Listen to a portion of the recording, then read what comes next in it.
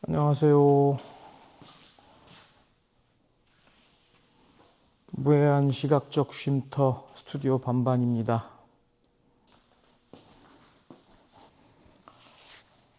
오늘은 카메라 뒤가 아니고 오랜만에 앞에 서 있습니다. 요즘 들어서 부쩍 질문이 늘은 것 같아요.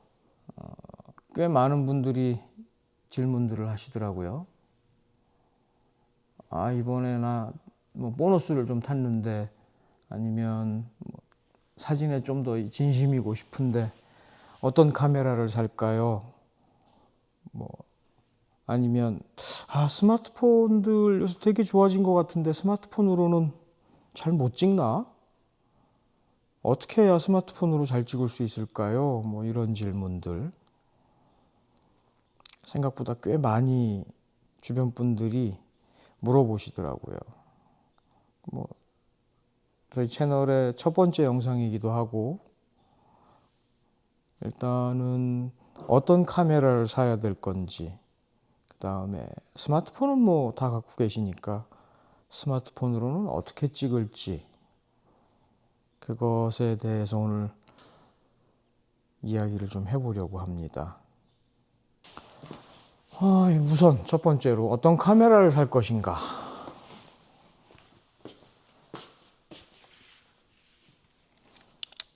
카메라. 저는 스튜디오에서 두 가지 카메라를 사용하고 있어요. 지금 이거는 사진용 카메라, 화소수가 꽤 높은 사진용 카메라예요. 스튜디오에서 쓰는 카메라들은 전부 다 소니 거를 쓰고 있고, 이건 해상도가 굉장히 높아요. 6천만 화소가 넘어요. 그래서 이건 사진용으로 쓰고 있고, 또 다른 카메라는 A7S3라는 영상용 카메라를 쓰고 있습니다. 물론 이게 지금 세팅 때문에 막 커 보이는 거지, 보통 나갈 때는 요 바디만 갖고 나갑니다. 요 바디와 마이크 그 정도만 갖고 나가죠. 이런 세팅을 해서 밖에 나가서 촬영하진 않아요. 물론 돈 받는 촬영에서는 이거보다 더 좋은 카메라를 쓴답니다. 어떤 카메라를 살까요? 돈이 너무 많으면 사고 싶은 카메라 다 사버리면 되죠,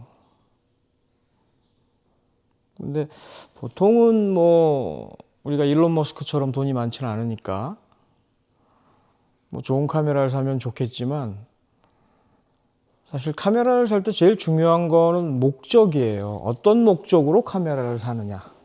그 목적성이 우선이 돼야 되는데, 보통 많은 분들을 보면 저 카메라로 찍으니까 저렇게 나오네 라는 생각을 하시는 것 같아요. 저 카메라로 찍어서 저렇게 나오는 게 아니고 저 사람이 찍어서 저렇게 나오는 겁니다. 그러니까 카메라보다는 사람이 더 중요한 거고요. 그리고 또 하나 간과하지 말아야 될 거는, 보통 예산이 500만 원이 있으면 사람들이 한 300만 원, 400만 원, 400만 원씩 들여서 바디를 사요. 그게 중요한 게 아니고 렌즈가 훨씬 중요해요. 좋은 렌즈를 쓰는 건 그만큼 좋은 퀄리티를 유지한다는 것. 다양한 렌즈가 있다는 건 그만큼 다양한 상황에 대비할 수 있다는 것. 그러니까 카메라가, 저 개인적으로는 카메라가 40, 렌즈가 50, 나머지 10이 기타 장비들. 내가 만약에 여자친구를 주로 찍을 거야. 나는 내 여자친구를 정말 예쁘게 찍어주고 싶어. 그거에 맞는 렌즈를 사는 게 중요하죠. 난 풍경 사진에도 도시 풍경을 찍고 싶어. 아니면 멋진 자연을 촬영하고 싶어. 바디는 같아도 렌즈는 바뀝니다. 그렇기 때문에 렌즈와 기타 장비에 대한 것들을 충분히 생각을 하셔야 되고, 쉽게 비유를 하면 그 느낌은 꼭 이럴 것 같아요. 페라리에 리어카 바퀴를 달았다? 뭐 그런 느낌일 것 같아요. 바디를 한 단계 낮추고 렌즈에 조금 더 투자를 하는 거, 그게 더 중요하다고 봅니다. 물론 하이엔드 아마추어의 단계로 가게 되면 점점 더 카메라 자체도 중요하지만 그거보다 더 중요하게 렌즈, 조명, 빛, 뭐 이런 것들이 점점 더 중요해지기 시작해요. 그러니까 내가 만약 하이엔드 아마추어다, 아니면 준 전문가 수준으로, 프로는 되지 마세요. 프로는 재미없어. 그런 수준의 내 개인 작업을 하고 싶다고 하면 렌즈는 더 중요해집니다. 이 테이블에 보시면 렌즈들이 몇 개 보이죠? 이게 아마 2470, 70-300, 135mm, 2405, 1635 이렇게 렌즈가 현재 세팅이 되어 있고, 이 카메라에 장착되어 있는 렌즈는 매크로 렌즈입니다. 90mm 매크로 렌즈고, 여기 있는 렌즈는 70-200 렌즈입니다. 이렇게 기본 렌즈들을 세팅을 해 놓은 이유는 촬영을 하면서 상황에 맞게 사용을 하는 거고, 여기에 조명들도 보시면 이렇게 회색이 있고 검은색도 있어요. 이건 우리가 말하는 스트로보와 지속광을 말합니다. 스트로보, 스피드라이트라고도 하죠. 순간적으로 펑 터지는 광량이 어마무시합니다. 그리고 이거는 지속광, 그러니까 영상 촬영에 사용하는 렌즈죠. 물론 요즘에는 이런 지속광들이 워낙 좋아져서 사진 촬영할 때도 같이 사용을 하기도 해요. 그리고 두 번째로, 스마트폰은 안 돼? 스마트폰도 되죠. 스마트폰 똑똑합니다. 이름이 스마트폰이잖아요. 저도 가끔 여행을 가면 막 이것저것 장비 다 안 챙기고 스마트폰만 들고 나갈 때도 있어요. 이게 이동할 때 편해야 촬영도 편해집니다. 있는 장비 없는 장비 다 들고 나가가지고 촬영하다 보면 지쳐요. 힘들고 무겁고 피로감이 너무 커서 사실 많이 힘듭니다. 그리고 요즘 스마트폰들 너무 잘 찍죠. 제가 얼마 전에 아이폰 17 프로 맥스를 하나 장만했거든요. 어떤 때는 카메라 들고 나가서 아이폰으로만 촬영한 적도 있어요. 그리고 오늘 뭐 제가 구도화 구성에 대해서 조금은 뭐 얘기를 해드린다고 했는데, 그래요. 스마트폰으로 뭔가를 촬영할 때, 어딘가를 갔을 때에 보통 사람들은 이렇게 찍죠. 내 눈을 가리고 이렇게 찍죠. 자, 이거는 내 시선 높이예요. 내 시선 높이에서 카메라를 돌려도 되고, 카메라를 내려도 되고, 위로 올려도 되고, 일단 우리의 기본적인 시선 높이에서 한번 벗어나 보세요. 내가 볼 수 있는 이 시선과 동일선상에 놓지 말고 벗어나 보세요. 낮게 또는 높게. 그러면 뭔가 조금 달라져 있을 거예요. 되게 쉽죠, 이거는. 그리고 두 번째, 보통 카메라를 이렇게 잡고 손가락 줌 하잖아요. 손가락 줌을 쓰지 말아 보세요. 그냥 기본 세팅에서 한 2배 줌 정도 설정을 해 놓고 직접 움직여 보세요. 이렇게 왔다 갔다. 그래서 가장 알맞는 구도가 나오면 그때 셔터를 한번 눌러 보세요. 이건 역시도 굉장히 쉽죠. 내가 다리만 좀 움직이면 돼요. 왔다 갔다 움직이고 좌우로 움직이고 앞뒤로 움직여서. 그러면 또 사진의 느낌이 굉장히 달라질 겁니다. 이 우리가 편하게 주머니에 넣고 있는 이 아이폰이 뭐 갤럭시도 마찬가지고 이거 슈퍼컴퓨터 같아요. 어두운 곳은 알아서 막 밝혀주고 포커스 잘 맞고 수전증이 있어도 떨림도 잡아주고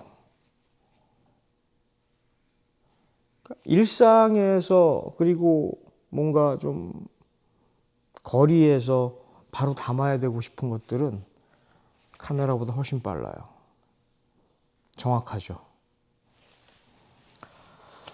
자, 그러면 만약에 이제 카메라를 샀어.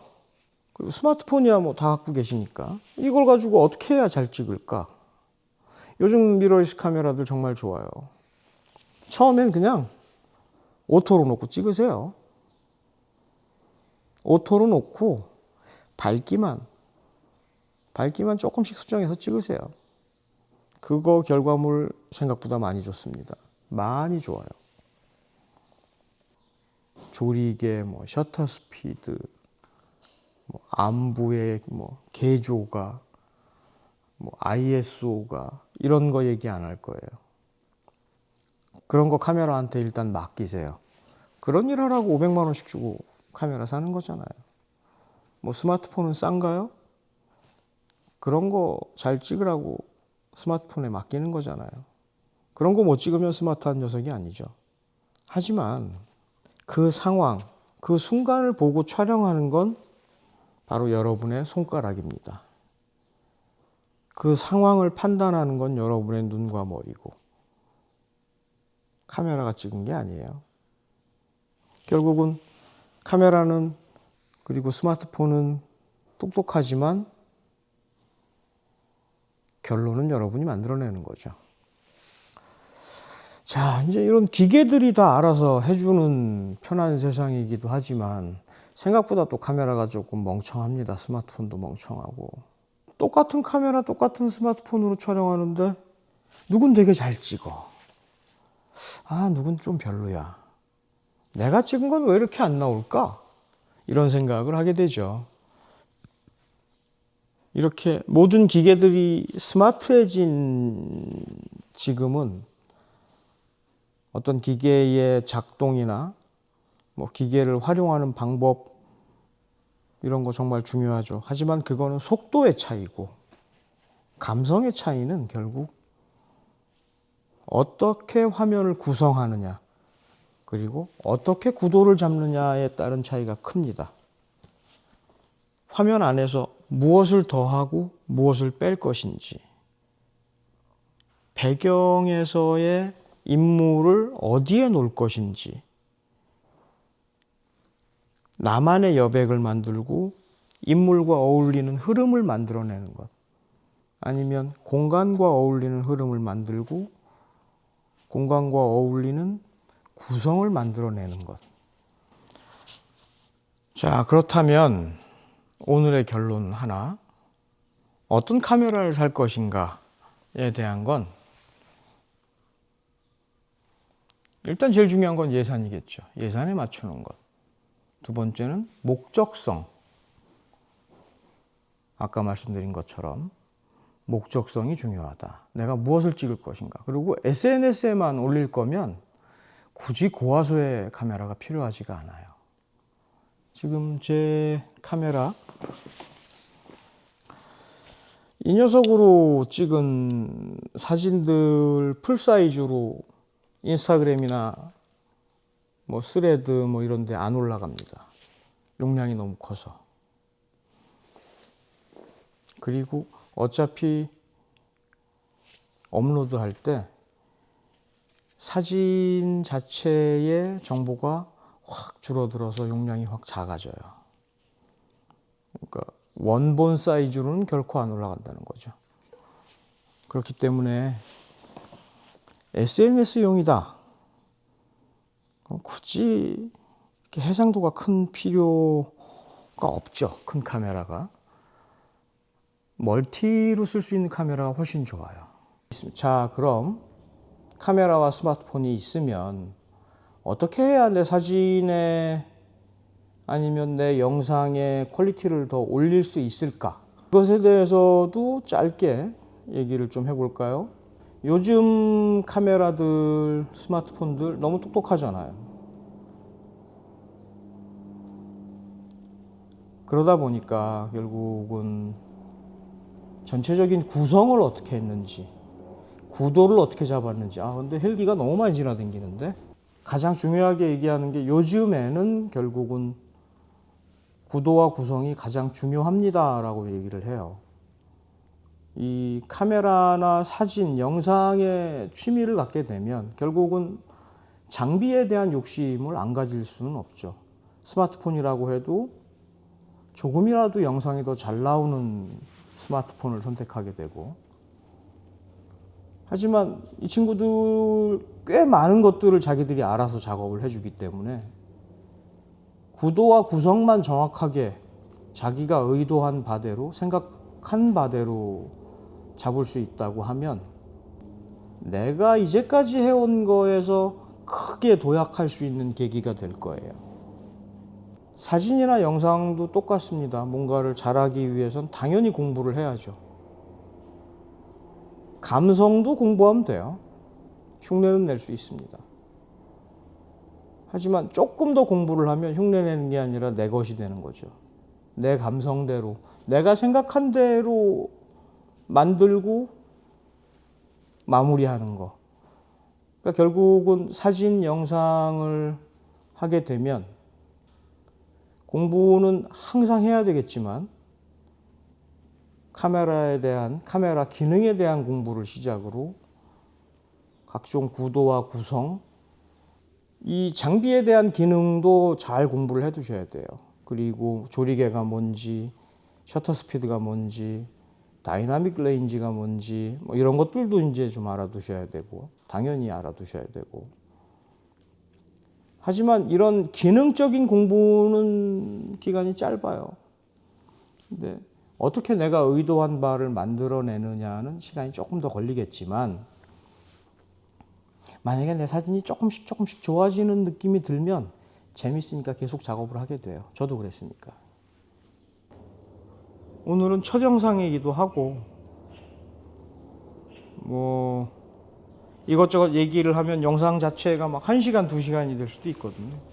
조금 간단하게 이 정도로 마무리를 하는 걸로 하고, 다음 시간부터는 어떻게 하면 조금이라도 내 사진이 조금 더 나아질까, 내 영상이 조금 더 난 영화같이 멋진 영상을 찍고 싶어, 그렇게 한 단계씩 접근하는 거에 대해서 알려드리도록 하겠습니다.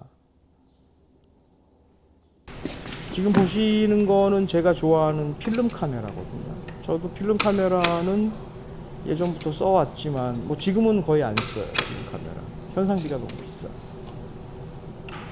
귀찮아.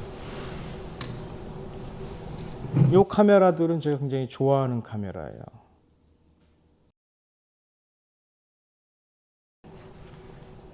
그리고 이 카메라는 제가 제일 좋아하는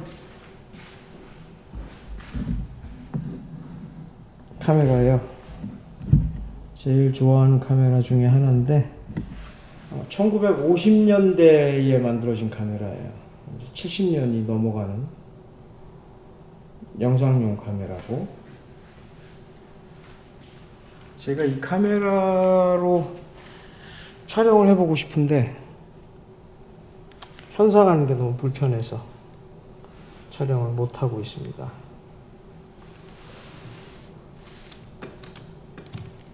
이렇게 렌즈가 돌아갑니다.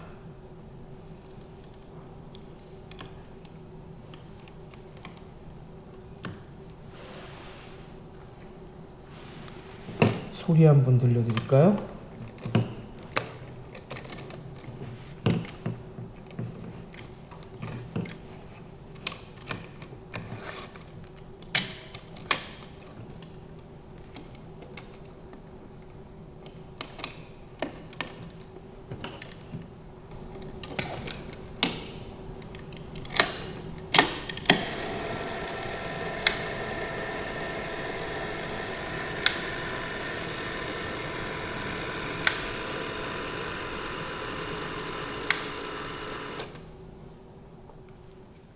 소리가 너무 좋죠. 자, 혹시 오늘 영상을 보시고 난 이런 게 부족해, 이런 게 궁금해 하는 궁금하신 거나 의문사항이 있으면 꼭 댓글 남겨주세요. 그 댓글들 참고해서 그것과 관련된 영상도 또 만들어 보도록 하겠습니다. 여기는 이제 제 스튜디오고, 하지만 저는 이제 프로페셔널 사진 작가나 영상 작가는 아닙니다. 제가 하고 싶은 대로 놀고 있는 아마추어고 취미러입니다. 취미로 작업하고 있어요. 여기가 제 스튜디오고, 앞으로 제 채널을 구독해 주시고 계속 보신다면 제가 알고 있는, 그리고 저도 공부해서 더 좋은 촬영 방법, 노하우 최대한 많이 알려드리도록 하겠습니다. 감사합니다. 다음 시간에 봐요.